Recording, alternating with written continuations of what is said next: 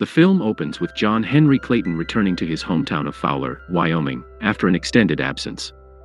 Upon arriving at his childhood residence, he experiences a strained reunion with his stern father, Reverend William Clayton, who informs him of his mother's passing. The Reverend expresses his disappointment in John for abandoning the family to pursue a life as a gunslinger. Noticing that John is unarmed, he questions him, to which John responds that he has left that lifestyle behind. Later, John visits his mother's grave. Subsequently, John and his father go into town to gather supplies. The townspeople hardly recognize him, although the store owner, Mr. Parsons, remembers John as the men who went off to war. John's father instructs him to go to the saloon to fetch some cider. There, when John reveals he is the Reverend's son, a thug named Frank Tillman ridicules him for not carrying a weapon, boasting about having killed 4 men, though John does not recognize his name. A man named Dave Turner intervenes, driving away the thugs, and John recalls him. Dave praises John for having defeated Big Jim Westfield years prior, but John asserts that he is not seeking conflict and walks away. Reverend Clayton reveals that a wealthy businessman, James McSurdy, is employing men like Frank and even gunslingers such as Dave to intimidate local farmers into selling their land for railroad expansion. He suspects that John's return may be related, but John refutes this. Later, John is seen clearing trees to prepare a field on their property, a task his mother had always wished to accomplish but never did. That evening, the Reverend invites John to attend church the following day, hoping he will reconnect with God and abandon violence for good, but John dismisses the invitation. The next day, while John continues to clear the field, his father goes to church. After the service, the men of the town convene to discuss hiring gunmen, as their sheriff has deserted them overnight. Reverend William opposes this notion, asserting that violence is not the answer. He informs them that he has already contacted the U.S. Marshal for assistance, but the townspeople argue that no help will arrive, as their poverty has led to neglect by the law. During his work, John is unexpectedly visited by his former love, Mary Alice, who has learned of his return. She has been married to another man, Tom Watson, for 8 years and has a son. Mary confesses that she waited for John, but after years without communication, she moved on. Meanwhile, in town, Frank and his gang plot to intimidate Daniel Peterson into selling his land. However, Peterson makes an appearance, and Frank brutally assaults him in front of witnesses. John observes the incident and intervenes, calmly requesting Frank to cease his actions so he can escort Peterson home. When Frank confronts him, questioning his intentions, John simply states that he will take no action against him. Frank allows John to take Peterson, and the townspeople lend their support. That evening, during dinner, John appears disturbed by the day's occurrences. He shares his experiences from the war, expressing doubts about God's existence after witnessing the deaths of many virtuous, God-fearing men. His father, filled with anger, accuses John of having chosen that path and going to war to kill. The following day, Dave, Frank, and their gang arrive at Peterson's farm. Peterson stands firm with a shotgun, while Dave attempts to reason with him, urging him to consider the impact of his potential death on his wife and children. Peterson appears to relax his stance until Clyde, one of Frank's associates, impulsively shoots him dead. Clyde then taunts Dave, questioning whether he has ever truly killed anyone or merely talked them to death. In retaliation, Dave shoots Clyde and confronts the others, who remain silent in fear.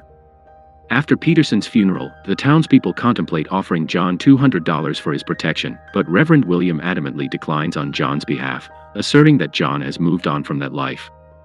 Meanwhile, Dave meets with McSurdy to discuss Clyde's actions. However, McSurdy expresses indifference, pleased that Peterson's widow and 2 other families have agreed to sell their land.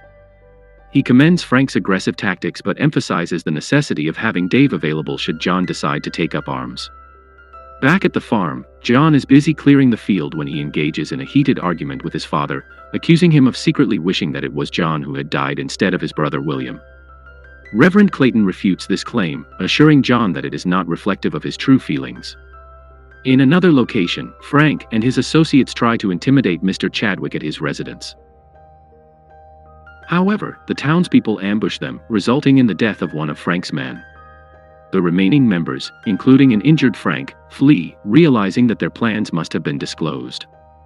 Frank suspects a traitor in their midst and promptly executes one of his men. Meanwhile, John visits Mary Alice at her home, where they reminisce about their past. Before he departed for the war, she had given him a red ribbon from her hair, asking him to return it if he still had feelings for her. John tells her that she made the right choice in marrying Tom and quietly departs, unaware that Tom is observing them. Later that night, Tom questions Mary Alice about her feelings for John, and she reassures him that he is her husband and that she has no regrets. It is later revealed that John still keeps the red ribbon hidden away. Elsewhere, McSurdy chastises Frank for mishandling the situation with the townsfolk, warning that his reckless behavior may provoke others to retaliate. The following day, Frank murders Chadwick. Shortly thereafter, Chadwick's widow sells the land to McSurdy, bitterly stating that she will be there to spit on his grave when someone finally brings him down. Meanwhile, John and his father are in town purchasing supplies when Frank and his gang arrive and cut in line. Frank accidentally spills his drink on the floor and his own boot, subsequently humiliating John by compelling him to clean it up. John complies, but as he attempts to leave, the gang ambushes him and violently assaults him outside. They restrain his father, who pleads with the crowd for assistance, yet no one intervenes. Mary Alice tries to step in, but Tom prevents her from doing so. She insists that John is her friend and rushes to his aid. Once the beating concludes, she and the Reverend assist in carrying John home. Meanwhile, at the saloon, McSurdy seizes the opportunity to persuade Tom to sell his land and relocate his family far from Fowler and John, to which Tom agrees. The next day, Dave visits John at home, advising him against retaliation. He expresses that although they may not have met previously, he considers John a friend due to their shared experience in the war. John calmly reassures him that he has no desire to create trouble. A few days later, John attends church, bringing his father to tears of joy. After the service, Mary Alice warmly greets him, but Tom intervenes, pushing John and demanding that he confess he does not love Mary Alice. John remains quiet and walks away, realizing he had misinterpreted the situation, understanding that he was not attempting to steal from Mary. Tom decides to retract the sale of his land and approaches McSurdy to inform him of his change of heart. McSurdy, in a fit of anger, reminds him of their agreement and warns him of potential repercussions. Later, John prays alone in the church, joined by his father, where he confesses that after the war, he wandered from town to town, eventually settling in a small place called Norton in Kansas. There, in a saloon, two men instigated a fight, and John retaliated, resulting in the deaths of both men. However, one of his stray bullets tragically struck a young boy through a store window, killing him instantly. The boy was of a similar age to John's deceased brother, William. Overcome with guilt, John blames himself for the child's death. Meanwhile, McSurdy and his men confront Mary Alice, informing her that she and her family have only 32 hours left, as Tom had initially consented to sell the land. In desperation, Mary Alice seeks John's assistance, but he advises her to accept McSurdy's offer and leave town to protect Tom's life.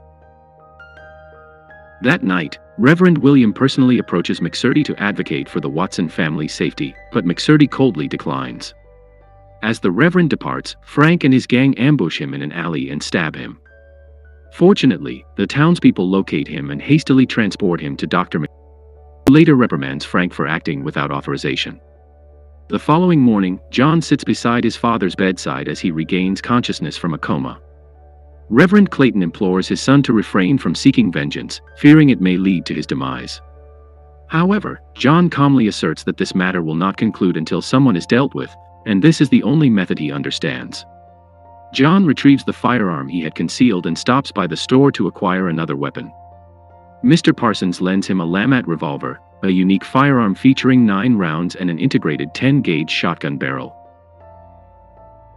Armed and determined, John proceeds to McSurdy's saloon while the townspeople observe in silence. Inside, he calmly requests Little Ned and then swiftly kills him. With his guns drawn, John warns the young men present that anyone unwilling to face death should exit immediately. Those who choose not to fight leave, and with lethal precision, John eliminates the remaining individuals, sparing only Frank, who escapes upstairs, only to be shot in the head moments later as John departs the saloon. John faces Dave, who insists he cannot walk away due to his job. As they prepare for a confrontation, John acknowledges the weight of his weapon puts him at a disadvantage. He requests Dave's permission to step back into the saloon to retrieve his Colt, which Dave grants. Inside, John collects his gun, but instead of returning, he ascends the stairs to confront McSurdy. McSurdy, trembling and nervous by the window, is too slow to react as John shoots him dead, causing McSurdy's body to crash through the window onto the street below. With McSurdy deceased, Dave is freed from his obligations and lowers his weapon, allowing John to leave, aware that it won't be long before bounty hunters or glory seekers come after him. John decides to depart the town despite his father's pleas for him to stay, promising they will reunite. He rides off into the horizon. A year later, following Mary Alice's passing, John does not attend her funeral, but a faded red ribbon is discovered tied to her headstone. After his father's death, John never returns. If you enjoyed this video, don't be shy to hit the like button, and if you disliked it, hit the dislike button twice just to be sure.